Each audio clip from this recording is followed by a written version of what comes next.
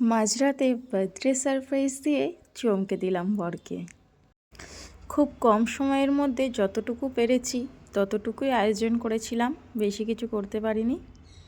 তো সেইটুকুই তোমাদের সঙ্গে শেয়ার করছি। প্রথমে তার চোখটা বেঁধে দিয়েছিলাম, তারপর হাতে 5 মিনিট ছিল ডেকোরেট করার জন্য। তার মধ্যে তেমন কিছু সাজাতেও পারিনি, কিছু করতেও পারিনি। তাড়াহুড়োর মাঝে যতটুকু পেরেছি করেছি।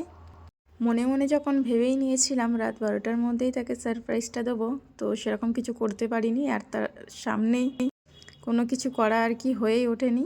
তাও তার চোখ বেঁধে দিয়েছিলাম। সে বলছিল কেন কেন, আমরা বললাম একটা জিনিস তোমাকে দেখাবো, তার জন্য চোখটা বেঁধে দিচ্ছি, তো চোখটা একটু বন্ধ করো, বেশিক্ষণ নয় 5 মিনিটের মতো। সে তো বিরক্ত হয়ে যাচ্ছিল যে কেন চোখ বেঁধেছো, বা 5 মিনিট মতো এত দেরি কেন চোখটা বেঁধে রাখবো।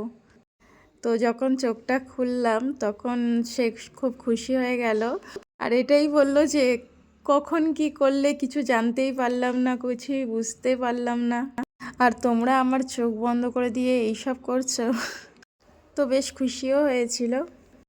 তো সে তো আমাদের জন্য অনেক কিছুই করে, তো তার এই জন্মদিনটা একটু স্পেশাল বানানোর জন্য আর কি রাত 12টার সময় তাকে উইশ করলাম একটা ছোট্ট সারপ্রাইজ দিয়ে। তো আমি তার জন্য উপহার হিসাবে একটা টি শার্ট নিয়েছিলাম, আর ওয়ালেট নিয়েছিলাম, আর নিয়েছিলাম এক জোড়া মোজা।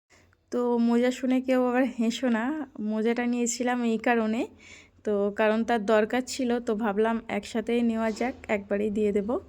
আর বাচ্চারাও ভীষণ খুশি ছিল, সবাই প্রচণ্ড এক্সাইটেড ছিল কখন কেক কাটা হবে, কখন খাওয়া হবে।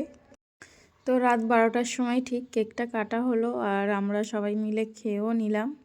আর সে চিপস আর ক্যাডবেরি খেতে ভালোবাসে বলে তাকে চিপস আর ক্যাডবেরিও দিয়েছিলাম। ভাবলাম ফোনের মধ্যে একটু ভিডিও করে স্মৃতি হিসাবে রেখে দেওয়া যাক। আর রাহাত দেখো খেতে পারবে না, তাও মুখের মধ্যে নেবে, নিয়ে আবার বলছে বের করে দাও, আমি খাবো না করে চিল্লাচিল্লি করছিল। আমি আবার কেকটা নিয়ে ওনার মুখে একটু মাখিয়ে দিলাম।